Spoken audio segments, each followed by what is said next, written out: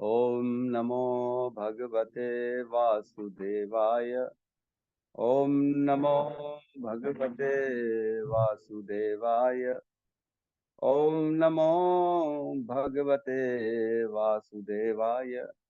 नारायण नमस्कृत्यं नरं चैव नरोत्तमं देवीं सरस्वतीं व्यासं ततो जयमुदीरये।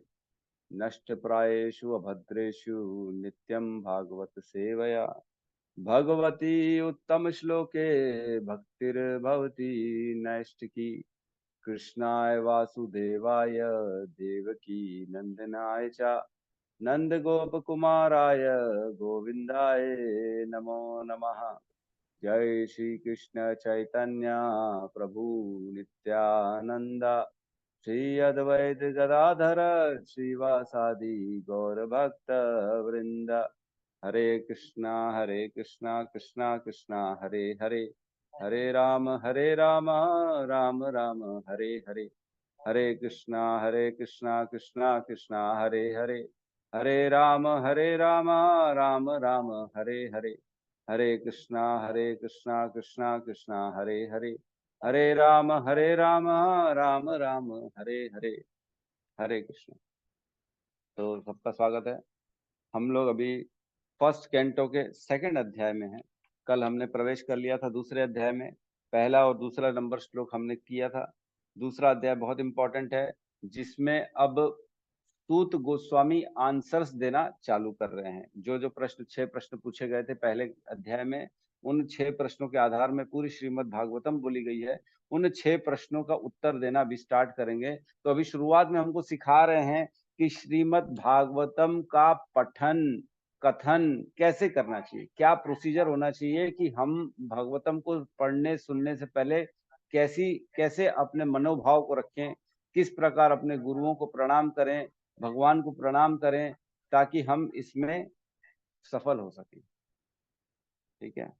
तो पहले श्लोक में हमने पढ़ा, व्यास उवाच। व्यास जी कहते हैं, रोमहर्षण रोमहर्षण के पुत्र उग्र श्रवा श्री सूत गोस्वामी ने ब्राह्मणों के सम्यक प्रश्नों के से पूर्णतः प्रसन्न होकर उन्हें धन्यवाद दिया और जो है उत्तर देने का प्रयास किया।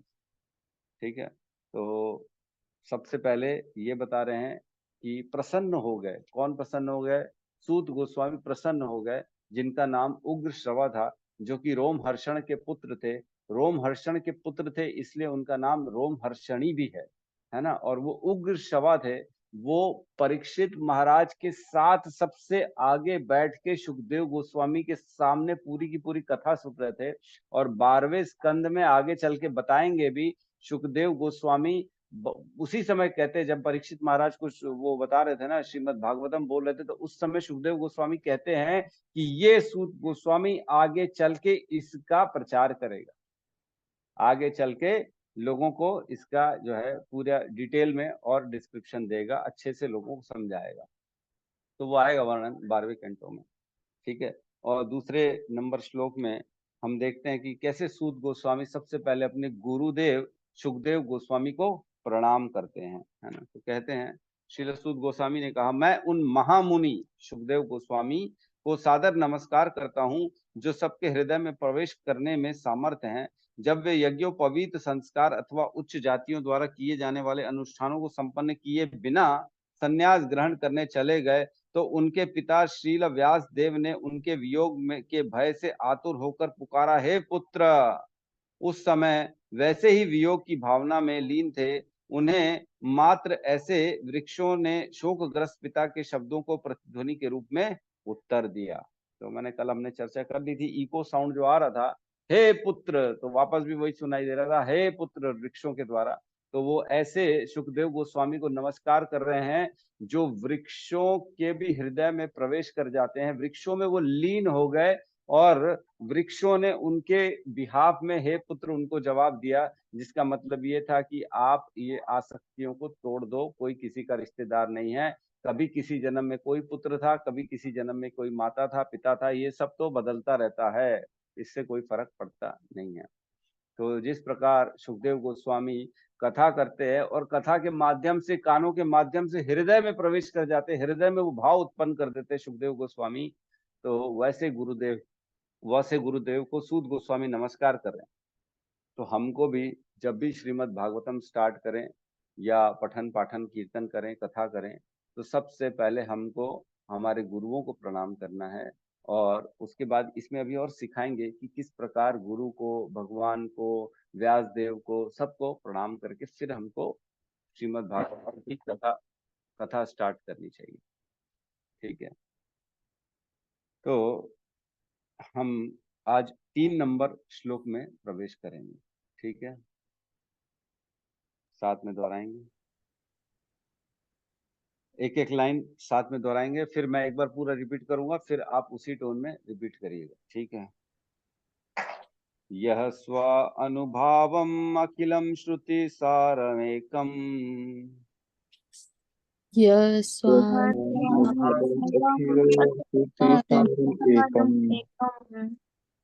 ऐसा नहीं, देखो, यह स्व अनुभावम अखिल श्रुति सारमेकम, यह स्वानुभावम् अखिल श्रुति सारमेकम् आध्यात्म दीपम अतितीर्षितां तमंधम, आध्यात्म दीपम् अतितीर्षितां तमोन्धम्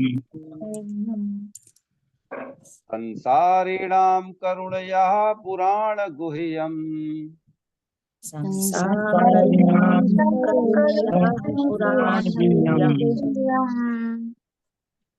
तं व्याससूनम् उपयामि गुरुम मुनीनाम्,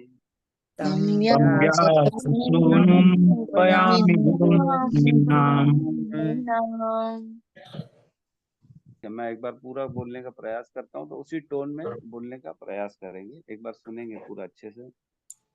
यह स्वानुभावम् अखिलम श्रुतिसारमेकम्, आध्यात्म दीपम अतितीर्षितां तमोअंधम्, संसारिणां करुणया पुराण गुह्यम्, तम व्यास सूनम उपयामि गुरुम मुनीना।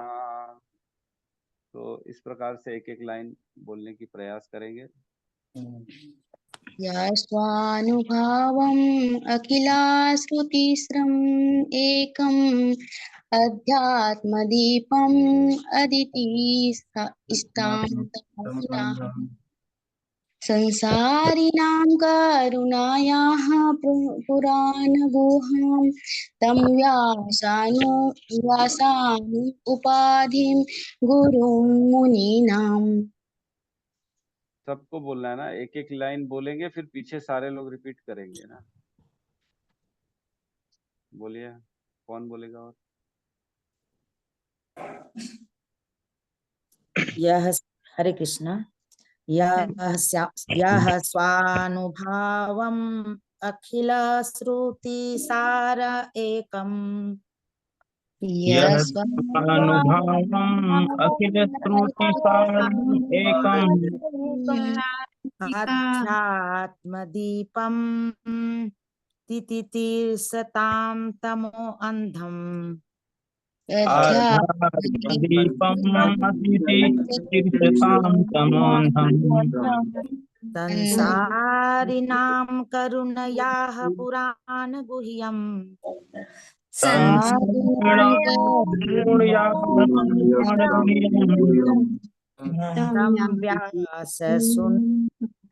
उपयामि गुरुं मुनीनाम्, उपयामि गुरुं मुनीनाम्। हरे कृष्ण प्रभु जी। मैं पढ़ूं प्रभु जी? हरे कृष्णा, सभी को दंडवत प्रणाम।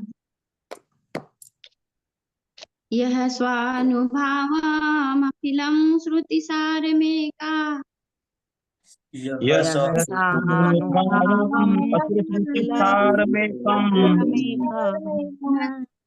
अध्यात्मदीपं तितितीर्षतां तमोऽधम्, आध्यात्मदीपम् अतितीर्षतां तमोऽन्धम्, संसारिणां करुणायाः पुराणगुहाम् संसारिणां करुणायाः पुराणगुह्यम्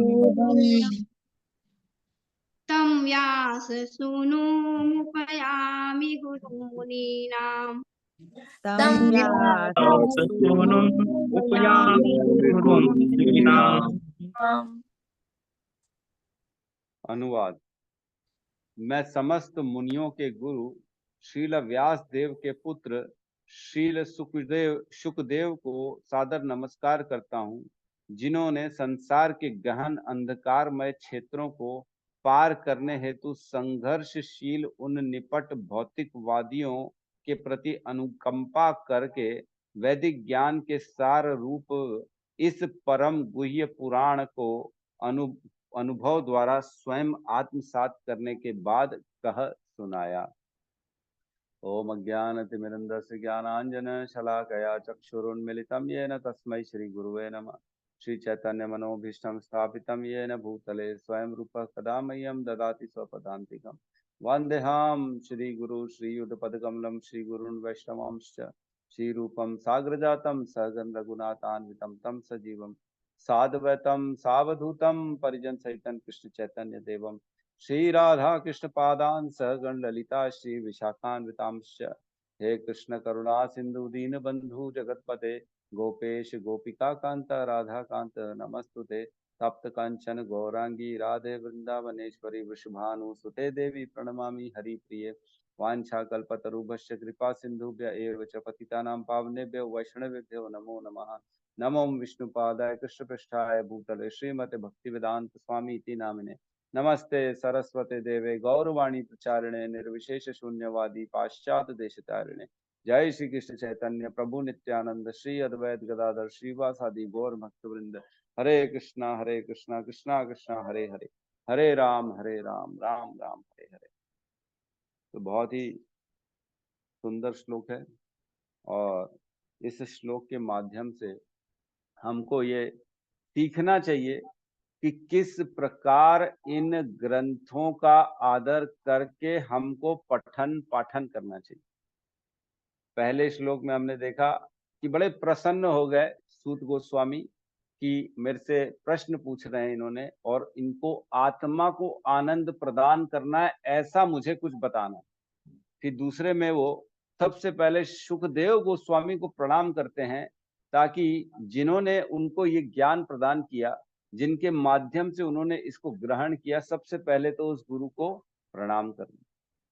अभी सेकंड थर्ड में भी उन्हीं गुरु की महिमा का वर्णन चल रहा है शुकदेव गोस्वामी का, कि किस प्रकार पहले उन्होंने अनुभव किया फिर उसको दूसरों को समझाया, ताकि लोगों का भी आत्म साक्षात्कार हो सके, लोगों का भी उद्धार हो सके, है ना। ऐसे होते गुरु। हम पढ़ते हैं सुबह सुबह गुरु का गुरु अष्टम करते हैं ना।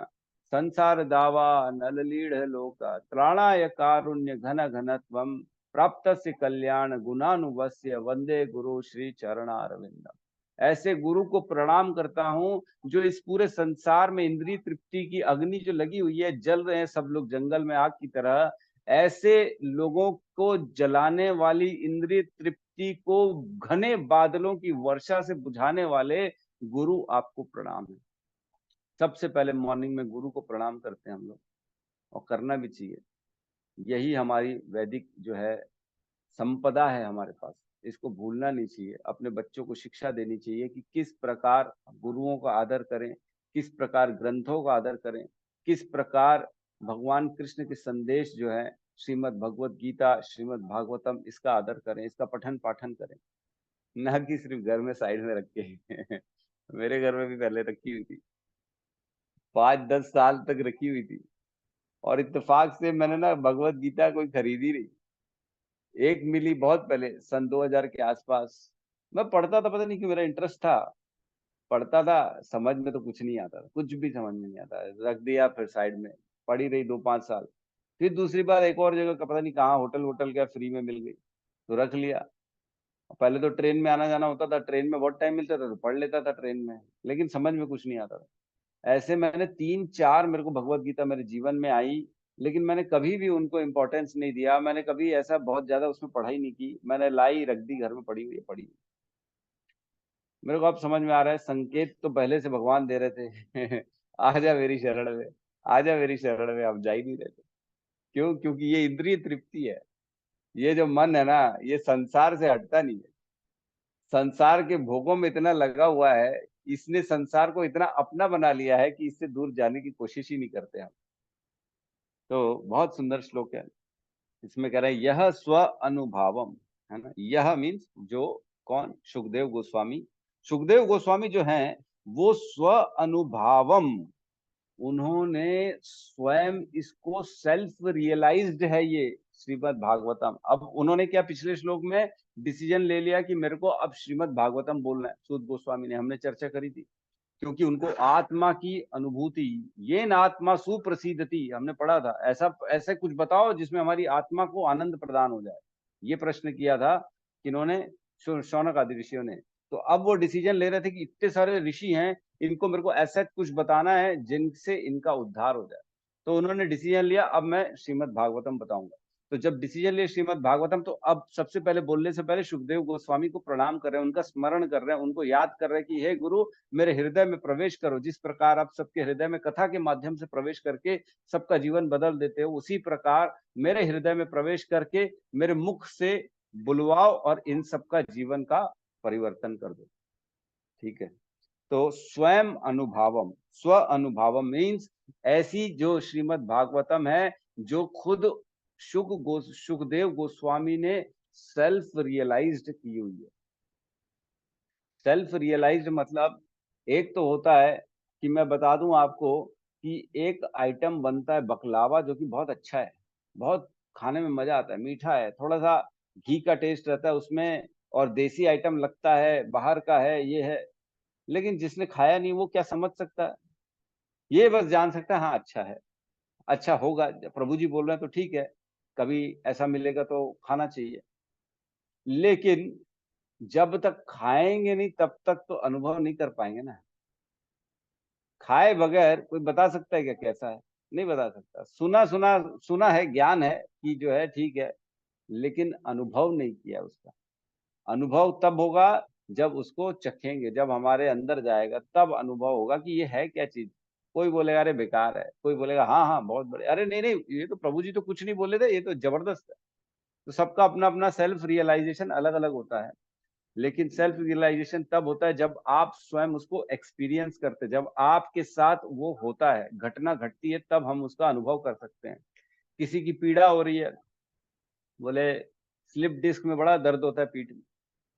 अब जिसको नहीं है उसको मालूम ही नहीं, अरे कैसा दर्द होता है पता नहीं, बोल रहे होता होगा, भाई हमको नहीं मालूम, पीछे नीचे होता है, ऊपर होता है, कहाँ होता है, झुकने में दर्द होता है, लेटने में दर्द होता है, सामान उठाने में दर्द होता है, क्या होता है क्या मालूम।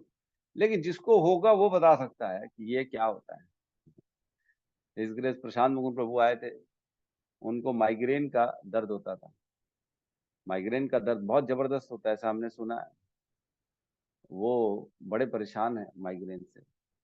तो ऐसी चर्चा चल रही थी, तो बता रहे थे, बोले इतना दर्द होता है, इतना दर्द होता है, 10-10 घंटे, 8-8 घंटे अटैक आता है माइग्रेन का।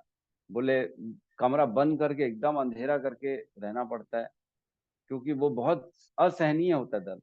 तो जिसको होता है वही बता सकता है कैसा होता है, हमको तो होता नहीं, हमको नहीं मालूम क्या होता है। तो उसी प्रकार स्व अनुभावम मीन्स उन्होंने इसको श्रीमद् भागवतम को रियलाइज किया है कि इसको सुनने और बोलने से, हृदय में उतारने से स्वयं भगवान की प्राप्ति होती है। ये चीज उन्होंने अनुभव किया है, वही बता रहे हैं यहाँ पे, स्व अनुभावम, है ना। तो यहाँ पे सुखदेव जी का गुणगान चल रहा है और उनको प्रणाम चल रहा है इस श्लोक में। ठीक है, आगे कहते हैं अखिल श्रुति सारम एकम। अखिल मीन्स समस्त सुनने बोलने की चीजों में से एक, ये श्रीमद् भागवतम। श्रुति मीन्स वेदों में, समस्त जो वेद हैं, पूरा ग्रंथ है, स्क्रिप्चर्स हैं, उनका जो सार है, जितने भी तुम वेद निकाल लो, ऋग्वेद, सामवेद, अथर्ववेद और उपनिषद निकाल लो, वेदांत निकाल लो, सारी चीजों का जो सार है, उनमें से एकम, एक ही है ये तो लोग बोलेंगे अरे शिव पुराण भी तो है, अरे स्कंद पुराण है, दुर्गा पुराण है, देवी पुराण है ना, ब्राह्मण पुराण है, क्या क्या पुराण है, इतने सारे पुराण है, तो वो क्यों नहीं, वो क्यों नहीं? नहीं नहीं, वो नहीं है। एकम मीन्स यही, एक ही है और कोई नहीं है, जिसको सेल्फ रियलाइज किया है सुखदेव गोस्वामी ने, और उन्होंने आत्म अनुभव करके, हम भी जानते हैं कि सुखदेव गोस्वामी के बोलने के बाद परीक्षित महाराज 7 दिन में वैकुंठ चले गए थे। जब वैकुंठ जा रहे थे वो विमान में, तो ब्रह्मा जी भी देख के आश्चर्यचकित हो गए, अरे बाप रे, पृथ्वी से सीधा वैकुंठ, प्रणाम करते हैं ब्रह्मा जी, जो जाता है वहां से वैकुंठ जाता है उसको प्रणाम करते। तो एकम, एकमात्र श्रीमद् भागवतम ही है जिसको सुखदेव गोस्वामी ने सबसे ऊपर रखा है, और ये उनका स्वयं का अनुभव है एकमात्र, और कोई ग्रंथ नहीं है, और कोई पुराण नहीं है, और कोई स्क्रिप्चर नहीं है, ये आज अपना उद्धार करने के लिए। ठीक है, आगे कह रहे हैं, आध्यात्म दीपम अतितीर्षिताम तम अंधम तमो अंधम। तो आध्यात्म दीपम मीन्स ये दिव्य ज्ञान है। अध्यात्म मीन्स ये जो ज्ञान है श्रीमद् भागवतम, ये दिव्य है, ये ऐसा ज्ञान है जिससे आत्मा और परमात्मा का अनुभव किया जा सकता है, जिससे अज्ञान से बाहर निकल के हम क्या है, हमारा परिस्थिति क्या है, हम भगवान के नित्य दास हैं, हम कृष्ण के अंश हैं, हम आत्मा हैं, हम शरीर नहीं हैं, हम इस शरीर की अनुभूतियों से परे हैं, आत्मा कृष्ण का अंश है, सेवक है, अनंत काल से है। ये सारा ज्ञान इधर से आता है ना। आज की डेट में तो लोगों को यही नहीं मालूम है कि मैं हूं कौन, शरीर है, अरे मैं ये शरीर हूँ। शरीर से इतने आसक्त है लोग कि शरीर के ही सारा काम, शरीर के लिए ही सारा काम कर रहे हैं। तो शरीर से तो ऊपर उठना ही पड़ेगा, अदरवाइज तो खत्म है कहानी। ये जन्म यूं निकल जाएगा, ऐसे चुटकियों चुटकियों में निकल जाएगा समय।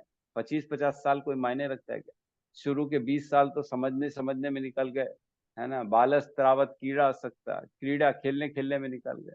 तरुणास्तावत तरुण ही सकता, जब बड़े हुए जवान हुए तब जवानी वाले बड़े शौक थे, गाड़ी चाहिए, गर्लफ्रेंड चाहिए, बॉयफ्रेंड चाहिए, ये चाहिए वो चाहिए, पढ़ाई चाहिए, नाम चाहिए, फेम चाहिए। तो इस प्रकार वो समय निकल गया।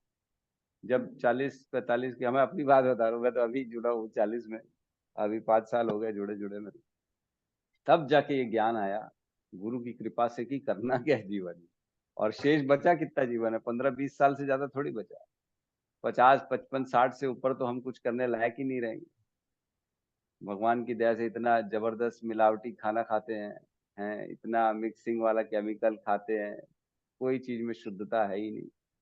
ठीक है, कितना दिन चलेगी शरीर? तो जब तक शरीर शरीर क्षीण ना हो जाए, उससे पहले पहले भगवत प्राप्ति के लिए प्रयास कर लेना चाहिए, है ना। प्रहलाद महाराज कहते हैं, कौमरम आचरेत प्रज्ञा धर्मान भागवत नीह, सुदुर्लभ मनुष्य जन्म तदपि ध्रुवम अर्थदम। सुदुर्लभ है सावित्री माता जी कह रहे हैं मैं ही हूँ। ठीक है, सभी है माता जी, ऐसा कोई मैं स्पेशली किसी को नहीं बोल रहा हूँ, आप ऐसा मत समझिएगा, लेकिन सभी है, सभी का एक ही परिस्थिति है।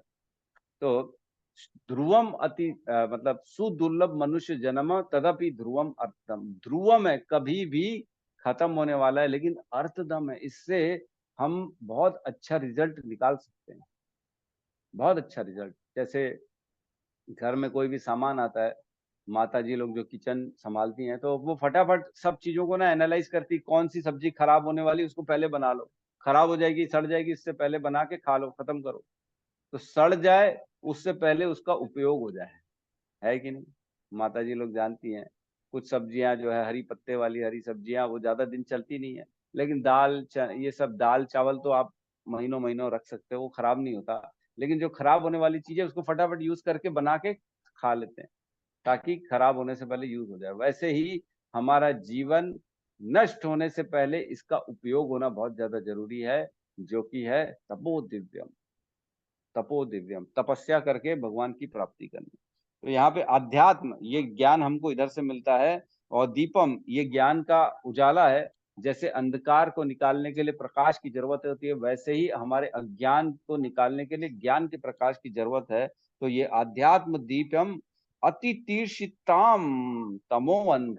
अति तीर्षिताम मतलब जो अति तीर्षिताम, तर्षिताम, तरसत इतिताम मतलब जो तैर के पार करने के इच्छुक हैं, तैर के पार करने के इच्छुक हो गए, तीर्षिताम, है ना।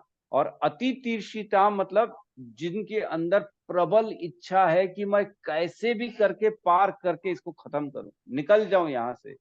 ऐसे व्यक्तियों की बात चल रही है जो इस संसार के भव सागर को पार करने के इच्छुक है। वो चाहते हैं मैं कैसे भी करके ये संसार का जो है मेरा एग्जिट हो जाऊं, फटाफट निकल जाऊं यहाँ से, है ना, जन्म मृत्यु के चक्र को पार कर लूं, है ना, इस भव सागर को तैर के निकल जाऊं, बाहर निकल जाऊं। अति तीर्षिताम, है ना, तमो अंध, इस गहने अंधकार भौतिक संसार इंद्रिय तृप्ति के जलन से, जब सब लोग जहां पे जले जा रहे, एक दूसरे से ईर्ष्या कर रहे हैं, द्वेष कर रहे हैं, है ना, काम क्रोध लोभ मोह मद मात्सर्य, 6 प्रकार के अनर्थ हैं, इन 6 में पूरा जीवन निकाल दे रहे हैं। कभी ये मेरा प्रिय है, कभी वो मेरा प्रिय है, कभी इससे जलन हो रही है, कभी उससे जलन हो रही है, कभी इसने बोल दिया ऐसा, कभी उसने ऐसे बोल दिया। ये चले जा रहे, चले जा रहे हैं।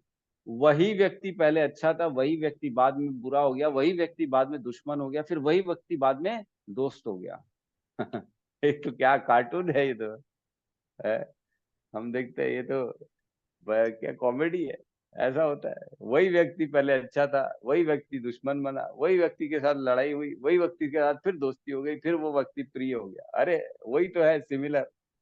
तो ये अंधकार है, ये हम जो है ना, तम अंधकार, तमोगुणी अंधकार है, तमोगुण में है हम सारे के सारे। और इस संसार में अंधकार में है हम कि क्या करना है क्या नहीं करना, यही नहीं मालूम। आगे कहते हैं, संसारिणाम करुणया आह पुराण गुह्यम। आपने इन सारे जो संसारी व्यक्ति है, जो भौतिकतावादी व्यक्ति है, जो इंद्रिय तृप्ति के लिए लगे हुए हैं, उन सारे लोगों के लिए करुणया, आपने अपनी कृपा से, अहेतु की कृपा से, आह पुराण गुह्यम, इस गोपनीय एकदम कॉन्फिडेंशियली पुराण को कहा है सबके कल्याण के लिए। तो एक बात बताओ मेरे को, ऐसा क्यों बोल रहे सुखदेव गोस्वामी को कि उन्होंने कहा है? ये तो व्यासदेव ने कहा है। व्यासदेव ने कहा है। इसको समझना पड़ेगा कि एक्चुअल में क्रेडिट गोज टू हुम, किसको क्रेडिट जाता है श्रीमद् भागवतम का? क्या सुखदेव गोस्वामी को जाता है? क्या सूत गोस्वामी को जाता है? क्या श्रील व्यासदेव को जाता है? किसको जाता है? तो देखिए, व्यासदेव ने श्रीमद् भागवतम लिख दिया तो पहले ही, लेकिन जो लिखा है उसको ऐसा लिखा है कि ये सूत गोस्वामी द्वारा बोला जा रहा है सबको। समझ पा रहे हैं कि नहीं? जैसे कोई न्यूज छपती है तो बताया जाता है फलाना फलाना नेता आया, उसने अपने मंच पे ऐसा ऐसा बोला, तो वो प्रकाशित हो जाता है, भाई इस नेता ने ऐसा बोला। अब वो जो बोलने का श्रेय उस नेता को मिलेगा कि नहीं मिलेगा?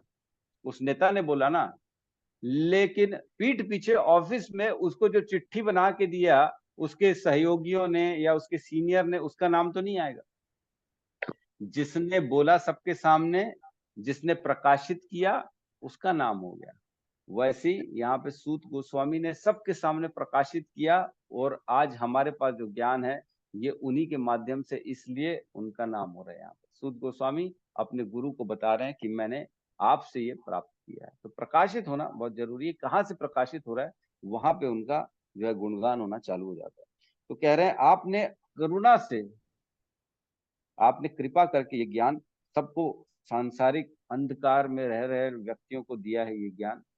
और जो है गुह्यम, बहुत ज्यादा गुह्य ज्ञान है, बहुत ज्यादा कॉन्फिडेंशियल है, जिससे भगवान की शुद्ध भक्ति हमको प्राप्त हो सकती है। आगे कह रहे हैं, तम व्यास सूनम उपयामि गुरुम मुनि नाम।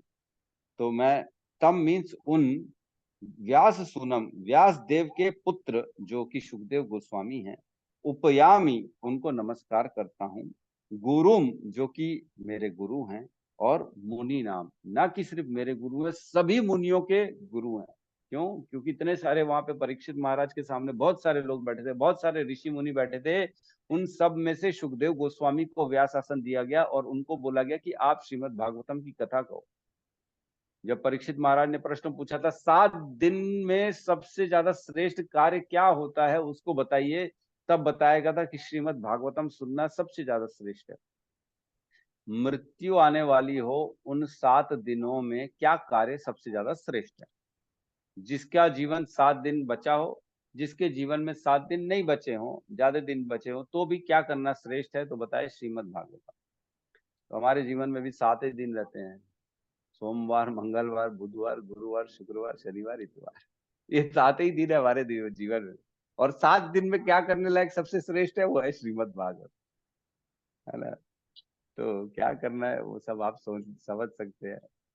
और एक चीज तो है कि ये तो श्योर है कि श्रीमद् भागवतम सुनने और समझने का मौका बहुत ही कम लोगों को मिलता है, जिनके बड़े कृपा हो ना, जिनके ऊपर वैष्णवों की किसी ने आशीर्वाद दिया होगा ना, उसी के जीवन में श्रीमद् भागवतम प्रवेश करता है।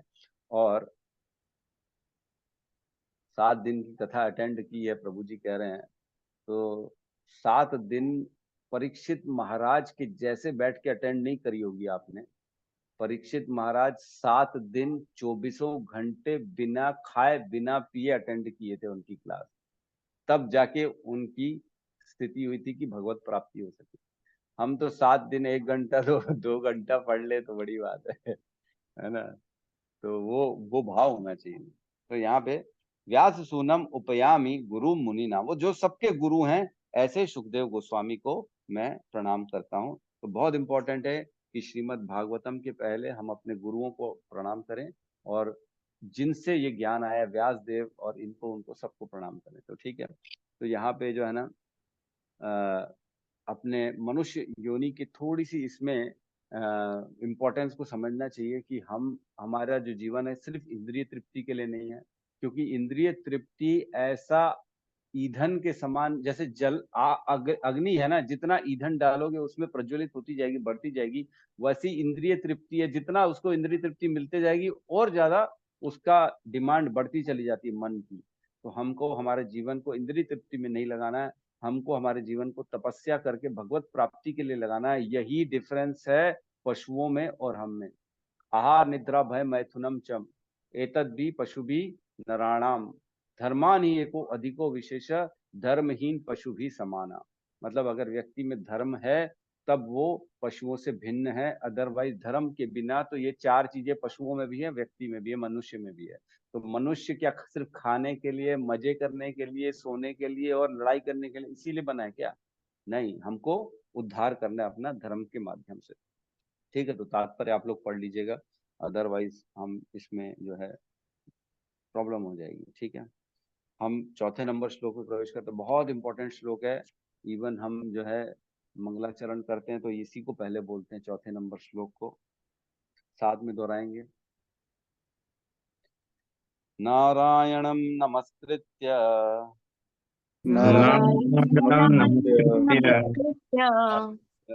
नरं चैव नरोत्तमं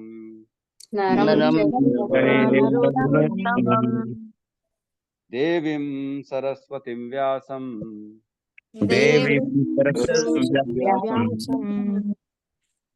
ततो जयमुदीरये।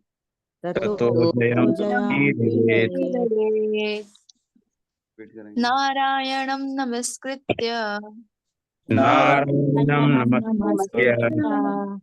नरं चैव नरोत्तमं देवीं सरस्वतीं व्यासं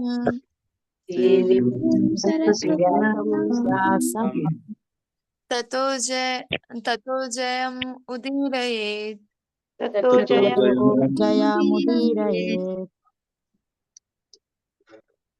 नारायणं नमस्कृत्य नरं चैव नरोत्तमं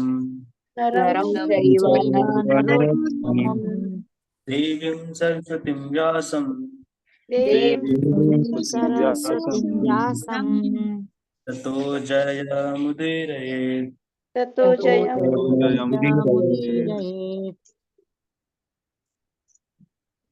और कोई?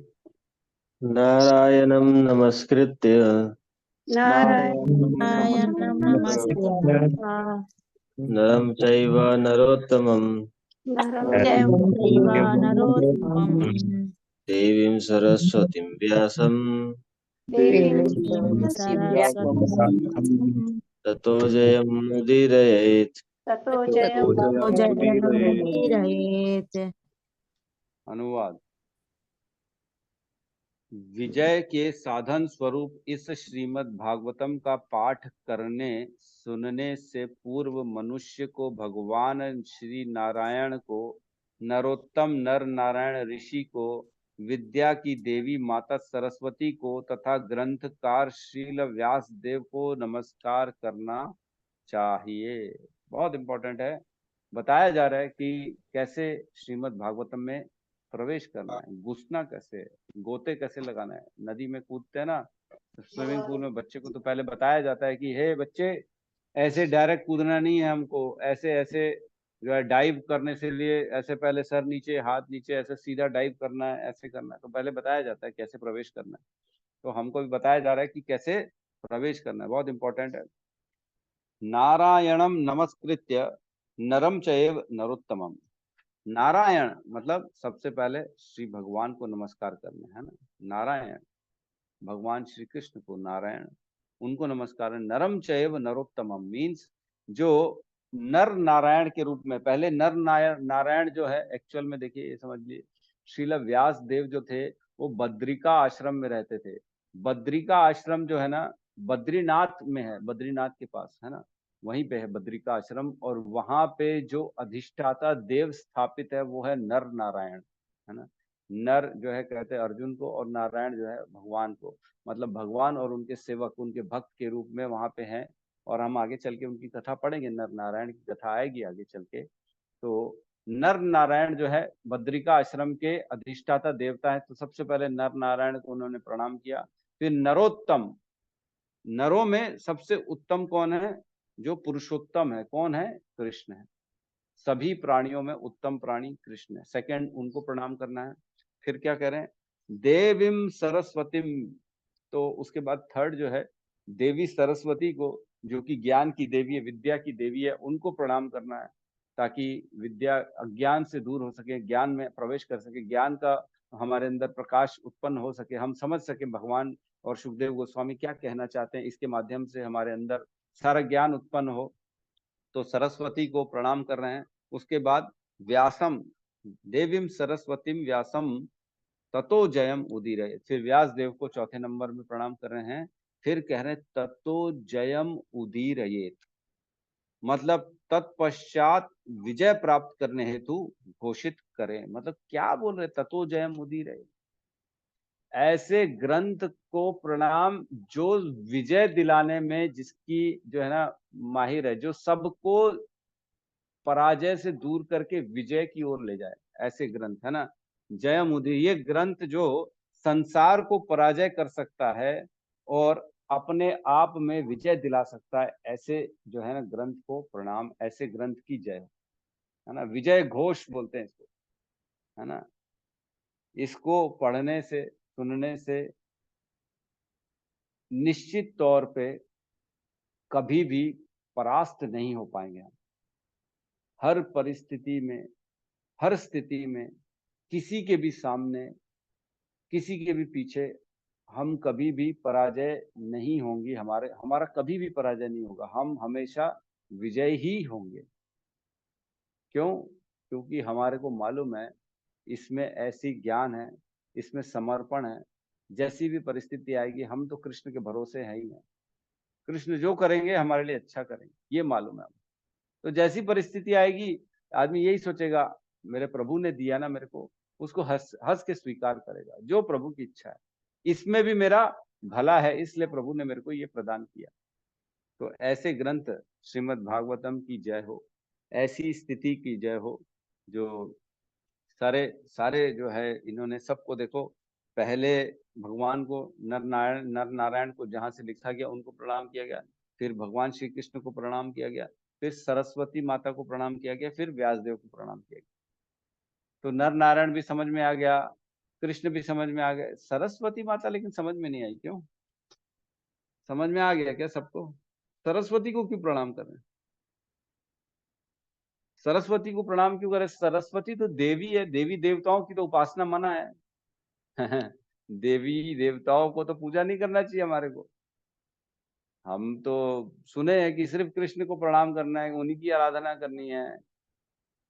तो यहाँ पे जो ये सरस्वती है ना, एक्चुअल में ये आध्यात्म की सरस्वती है।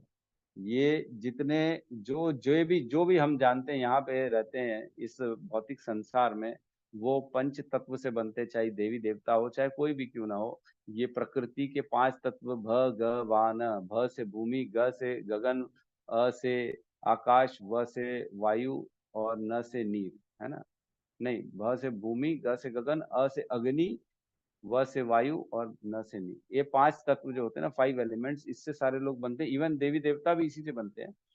तो ये जो सरस्वती है, ये इन 5 तत्वों से बनी नहीं है, ये अध्यात्म की सरस्वती है, जो कि इस भौतिक संसार में नहीं रहती, वैकुंठ में रहती है ना? तो हम जानते हैं वैकुंठ में सबके स्वरूप वहां पे हैं जो है, और वहां से ये जो है हमको अध्यात्म में कृपा प्रदान करने वाली सरस्वती है। ठीक है? तो ये वो सरस्वती नहीं है जो हम समझते हैं, लेकिन सरस्वती का मूल स्वरूप है, ये तो उसकी छाया प्रति है। वो मूल स्वरूप है जो कि आध्यात्मिक जगत में रहती है, और वो भगवान के ज्ञान को प्रदान करती है हमारे, है ना? तो ऐसी सरस्वती है। तो एक श्लोक आता है, एक्चुअल में हमको ये समझना चाहिए कि हम श्लोक समझिए फिर आपको समझ में आ जाएगा। तो चैतन्य चरितामृत का श्लोक आता है, नित्य सिद्ध कृष्ण प्रेम साध्य कबू नाय, श्रवण आदि शुद्ध चित्ते करय उदय, है ना? अनुवाद है, कृष्ण के प्रति शुद्ध प्रेम जीवों के हृदय में नित्य स्थापित रहता है। यह ऐसी वस्तु नहीं है जिसे किसी अन्य स्रोत से प्राप्त किया जाए। जब श्रवण तथा कीर्तन से हृदय शुद्ध हो जाता है, तब यह प्रेम स्वाभाविक रूप से जागृत हो उठता है। क्या लकड़ी में अग्नि है कि नहीं है? लकड़ी में अग्नि रहती है कि नहीं रहती है? रहती है। बस उसको चिंगारी की जरूरत पड़ती है। जैसे ही चिंगारी मिलती है वो जबरदस्त प्रज्वलित हो जाती है। अगर लकड़ी में अग्नि रहती है लेकिन दिखती नहीं है। तो समय रहते जब कई बार देखते घर्षण होता है, लकड़ी एक दूसरे के साथ घर्षण होती है तो आग उत्पन्न हो जाती है। तो कहाँ से आई आग? किसी ने तो बाहर से ला के दी नहीं, उसी के अंदर थी और वहीं से उत्पन्न हो गई। वैसे ही बता रहे हैं कि हमारे हृदय में कृष्ण प्रेम हमेशा रहता है, लेकिन ये आच्छादित रहता है जब ये ज्ञान आता है श्रीमद् भागवतम का, श्रवण के माध्यम से, कहीं सही स्त्रोता के माध्यम से जब हम सुन पाते हैं, तब हमारे अंदर ये भक्ति ऑटोमेटिकली उत्पन्न हो जाती है। अब फिर से बोलता हूँ, अब समझिएगा अच्छे से। नित्य सिद्ध कृष्ण प्रेम साध्य कबू नए, श्रवण आदि शुद्ध चित्ते करे उदय। मतलब श्रवण से, शुद्ध चित्त से कृष्ण प्रेम ऑटोमेटिकली उत्पन्न हो जाता है हमारे हृदय में। उसको बाहर से किसी साधन से लाने की जरूरत नहीं है, वो इनबिल्ट है। जैसे मोबाइल में फीचर आते हैं ना इनबिल्ट, है ना? वही फीचर है हमारे अंदर भी इनबिल्ट है कृष्ण प्रेम। लेकिन ये बाहर के संसार के कारण जो आच्छादित है, हमारी काम क्रोध लोभ मोह मद मात्सर्य, ये सब वासनाएं जो है, इनके कारण वो छुपा हुआ है, अंदर ढका हुआ है ना?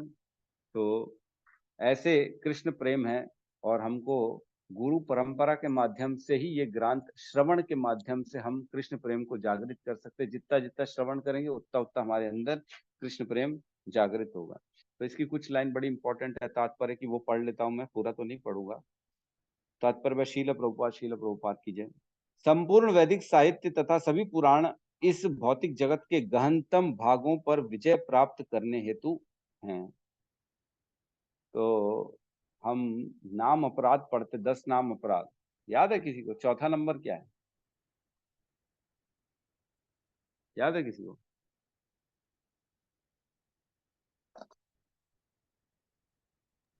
हरे कृष्ण प्रभु जी, वैदिक शास्त्र अथवा प्रमाणों का खंडन करना।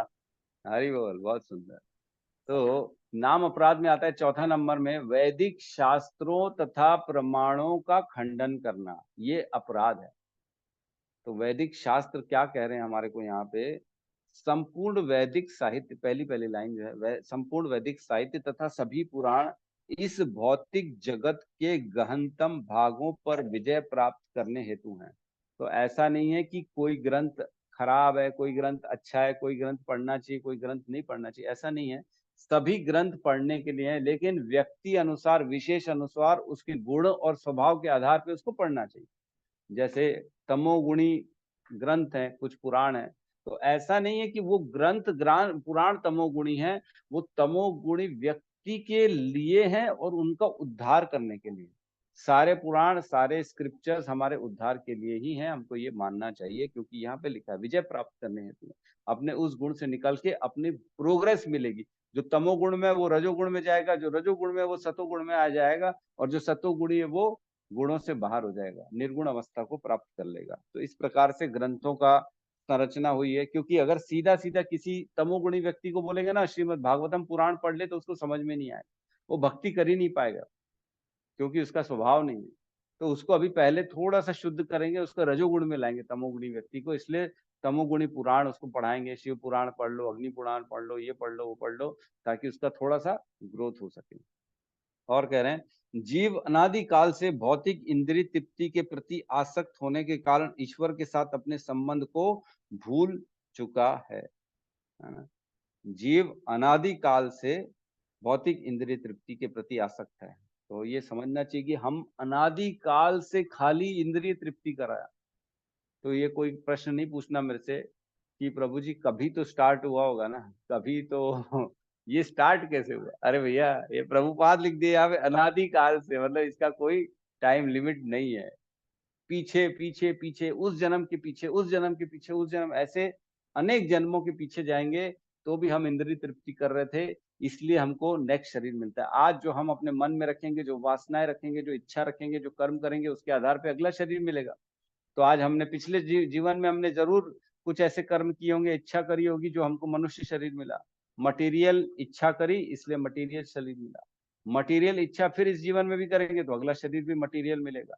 फिर मटेरियल इच्छा करेंगे तो उसके बाद वाला शरीर भी मटेरियल मिलेगा।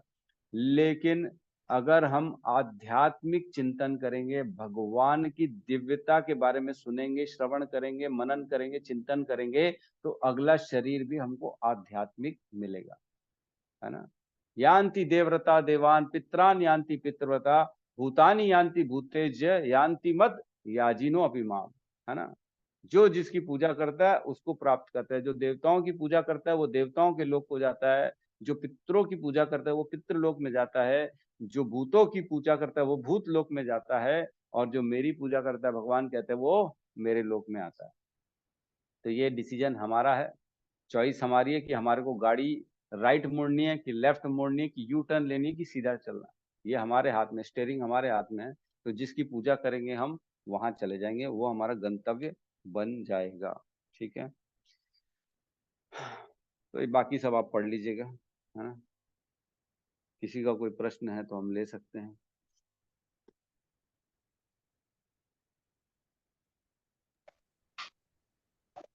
जय सावित्री माता जी, पूछिए।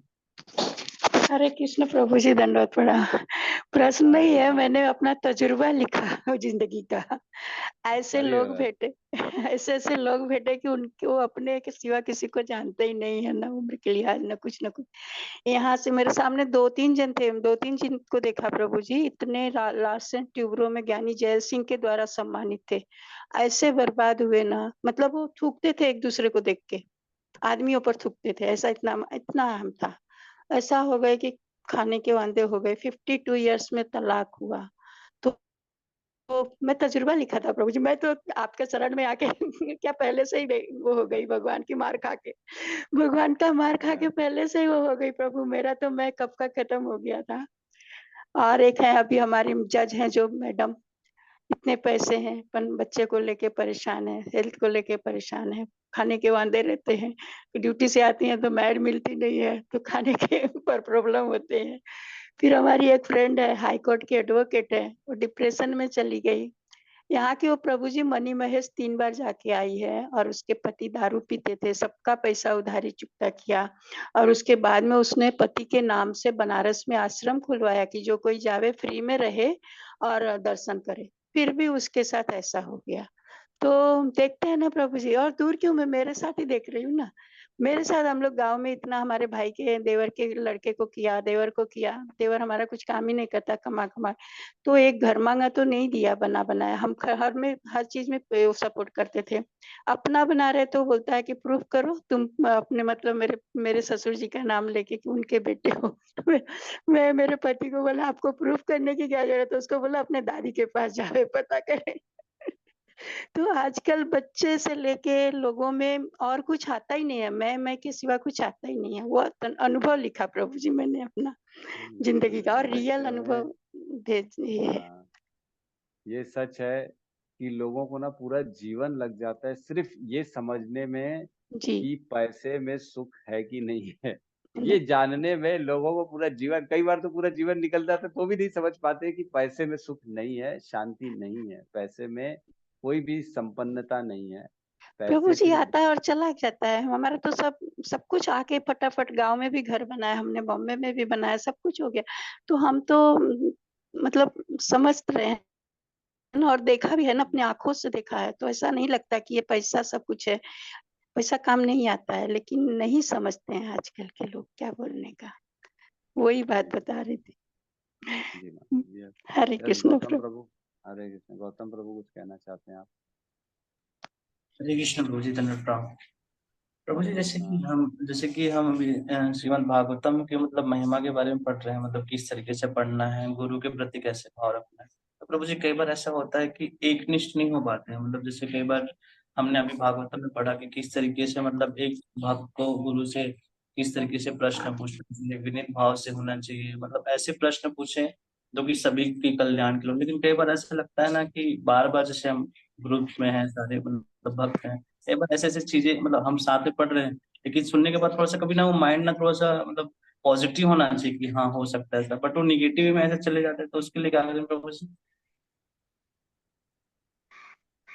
डिस्कशन सीनियर से थोड़ा सा, जिससे कंफ्यूजन है वहां पे। भाई देखिए, इसीलिए गुरु का ना साक्षात होना जरूरी है। ऐसा नहीं है कि गुरु को फोटो में गुरु बना लिए, जैसे गुरु द्रोण को उसने एकलव्य ने गुरु बना लिया था फोटो में ही, और उनसे ज्ञान ले लिया सुन सुन के। हम भी खाली यूट्यूब में सुन रहे हैं, हमको जी इनकी कथा अच्छी लगती है, हम उनसे सुन रहे हैं, हमको जी उनकी कथा बहुत अच्छा बोलते हैं। अरे बोलते हैं ठीक है, लेकिन आपके जीवन के प्रश्नों के उत्तर तो नहीं दे सकते ना। आप तो जाके उनसे कंसल्ट नहीं कर सकते ना कि मेरे जीवन में ये प्रॉब्लम है, मैं क्या करूं। तो गुरु का साक्षात होना जरूरी है। गुरु नहीं तो कम से कम गुरु का कोई प्रतिनिधि साथ में होना चाहिए, जो कोऑर्डिनेटर हो, जो सीनियर काउंसलर हो, जो आपके जीवन में कोई प्रश्न है, उत्तर है, उसका आपको सही शॉर्ट आंसर दे सके। तो इसीलिए साक्षात होना जरूरी है। इसीलिए हमारी इस्कॉन संप्रदाय सर्वश्रेष्ठ है, जिसमें साक्षात गुरु रहते हैं, और या गुरु के प्रतिनिधि रहते हैं आपके साथ में, जो आपको मार्गदर्शन करते हैं, है ना। लेकिन कई जगह बाकी संप्रदाय में गुरु डायरेक्ट नहीं मिलते हमारे को। वो खाली गुरु एक ही को बना देते हैं, जिनसे आप बात न कर सको, न सुन सको, न समझ सको, जिनकी फोटो दिखा दी, जिनकी मूर्ति दिखा दी, बस यही गुरु है। ऐसे गुरु से कल्याण मुश्किल है, मेरे को ऐसा लगता है मुश्किल है।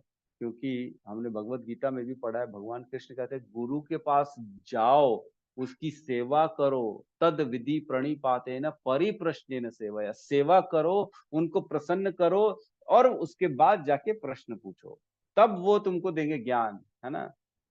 फिर ज्ञान उपदेशयन्ति ते ज्ञानम ज्ञानी नाम तत्वदर्शिना, उसके बाद उपदेश देंगे, क्योंकि उनके पास उन्होंने भगवान को तत्व से जाना हुआ है। तो हमारे पास भी ऐसे ऐसे hello 37 to 48 block full power. तो हमें भी ऐसे किसी सीनियर का रहना बहुत जरूरी है। तो जहाँ लगे वहाँ आप किसी से डिस्कशन करिए। तभी संघ का मतलब है, एसोसिएशन भी इसीलिए करते हैं ताकि हमारे डाउट्स हैं, हमारे जीवन में जो प्रॉब्लम है उसका सोल्यूशन निकल सके। क्योंकि सबका प्रॉब्लम अलग अलग है। सबको लगता है मेरा प्रॉब्लम एकदम स्पेशल है, मेरे प्रॉब्लम में जब तक मैं चर्चा नहीं करूंगा मेरे को सॉल्यूशन ठीक से नहीं मिलेगा। तो आप भी चर्चा करिए अगर कुछ लग रहा है तो। क्योंकि ना कई बार ऐसा होता है कि कुछ प्रश्नों के उत्तर जो होता है ना, हम ये सारे प्लेटफॉर्म में सबके सामने नहीं दे सकते, है ना। कुछ चीजों के प्रश्न के ऐसे हैं जो आपको पर्सनली पूछना पड़ेगा और पर्सनली ही आंसर देना पड़ेगा। किसको कैसी दृष्टि से देखना है, किसको क्या समझना है, अगर कुछ हमारे सामने ऐसी चीजें आ रही हैं तो क्या उत्तर देना है, क्या हमारा भाव रखना है, तो ये आप पर्सनली समझिए तो ज्यादा बेहतर है। ठीक है, जी प्रभु जी, धन्यवाद प्रभु जी। धन्यवाद। यस रघुनाथ दास जी। हरे कृष्ण प्रभु जी, दंडवत प्रणाम। प्रभु हरे जी, कृष्णा। आप जो नर और नारायण के विषय में बता रहे थे प्रभु जी, इसको थोड़ा सा बताएंगे क्या, किसके क्या बताए थे, हम समझ नहीं पाए। नर और नारायण। नारायण जो है ना, जो बद्रीनाथ है ना, बद्रीनाथ, वहां पे नर नारायण का जो है वो लीला है। वहां पे आप जाएंगे तो वहां पे नर नारायण की पूजा होती है। लगता है श्री राम प्रभु कुछ उत्तर देना चाह रहे हैं। यस श्री राम प्रभु, कहिए आप। हरे कृष्ण प्रभु जी, दंडवत प्रणाम।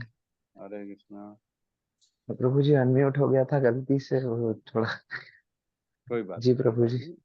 जी बस प्रभु जी, आपको अभी हो कुछ गया। कहना था। ठीक हाँ है, हरे प्रभु। कृष्णा। तो रघुनाथ दास जी, आपका जो आंसर है ना, नर नारायण की जो कथा है जी। वो है 5.19.9 से लेके 12, 5वां कैंटो, 19वां अध्याय, श्लोक नंबर 9 से लेके 12 तक नर नारायण की कथा मिल जाएगी आपको। आप उसको पढ़ सकते हैं और समझ सकते हैं।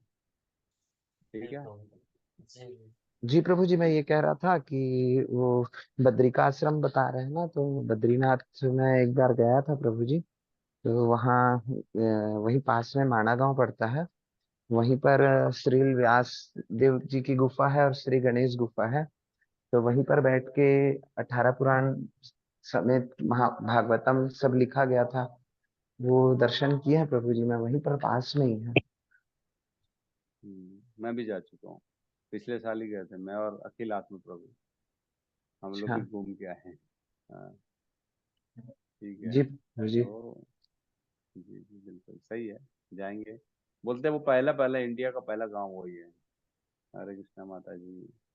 ये हमारी रूपाली माता जी हैं, आपका बहुत बहुत स्वागत है। माता जी हमारे हरे साथ जुड़ी कृष्णा हुई प्रभु हैं। जी। हरे कृष्णा, आपका स्वागत है। तो थैंक यू माता प्रभु जी जी। 2 दिन से आ रही हैं। माता जी बेस में नहीं जुड़ी है, मंदिर में नहीं जुड़ी है, बट ठीक है, मेरे से पर्सनली जुड़ी हुई हैं। बहुत 8 माला करती हैं माता जी, डेडिकेटेड हैं और हमेशा सुनती रहती हैं लेक्चर्स, हमेशा मेरे से चर्चा करती रहती है कि कैसे मैं भक्ति में आगे बढ़ूं। जब मिलती है यही बोलती है, प्रभु जी मेरा तो ये नहीं हो रहा, मेरा तो वो नहीं हो रहा। तो कोई बात नहीं, जी आप प्रभु जी, एसोसिएशन कोशिश कर रखिए। रही हूँ। आपसे मिलने के बाद ऐसा लग रहा है कि थोड़ी बहुत प्रगति शायद शायद उसमें थोड़ा एक्सेलरेशन हुआ है। और इसके लिए आपको थैंक यू प्रभु जी। आपका धन्यवाद, आपकी इच्छा है ना। हमने पढ़ा है भगवत गीता के 18वें अध्याय में, इच्छा सबसे बड़ी इंपॉर्टेंट है ना। इच्छा रखनी, जो इच्छा हम रखेंगे भगवान वैसी स्थिति परिस्थिति प्रदान कर देंगे, है ना। तो इच्छा रखना बहुत इंपॉर्टेंट है। आपकी इच्छा अच्छी है, आपने इच्छा करी तो नो डाउट आपको ऐसी भगवान व्यवस्था करके दे देंगे कि आप भक्ति में उन्नति करो। तो ठीक है, बहुत अच्छा लगता है माता जी को देख के। और ठीक है, सब प्रगति करें, कृपा करें भगवान सब पे, यही यही भगवान से प्रार्थना है। हरे कृष्ण प्रभु जी। जी माता जी, हरे कृष्णा। प्रभु जी, कल वो पराशर मुनि और सत्यवती से जो व्यास देव जी का कहता है, थोड़ा सा वो प्रसंग समझ में नहीं आया था प्रभु मुझे। उनका व्यासदेव का जन्म हुआ, उनके पुत्र थे ना प्रभु जी। हाँ, पराशर मुनि और सत्यवती जो थी ना, उनके पुत्र हुए व्यासदेव। अच्छा। क्या हाँ हुआ, पहले जो थी जी। ना वो सत्यवती पहले बोट चलाती थी, मतलब मछली पालन करती थी, मछली पकड़ती थी, नाव जी चलाती हम। थी। नाम था हाँ हाँ मत्स्य गंधा। तो उनके हाँ। पास से ना मत्स्य की, मछली की बड़ी गंध आती थी इसलिए उनका नाम अच्छा था मत्स्य गंधा। और अच्छा।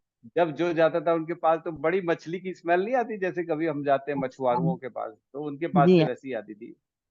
तो जब हाँ, ये घटना हुई, पराशर मुनि के साथ बोट में जा रही थी, पराशर मुनि ने देखा, अभी एकदम तत्काल ऐसा संयोग बन गया कि अभी पुत्र उत्पन्न होगा तो भगवान की शक्ति वाला आएगा।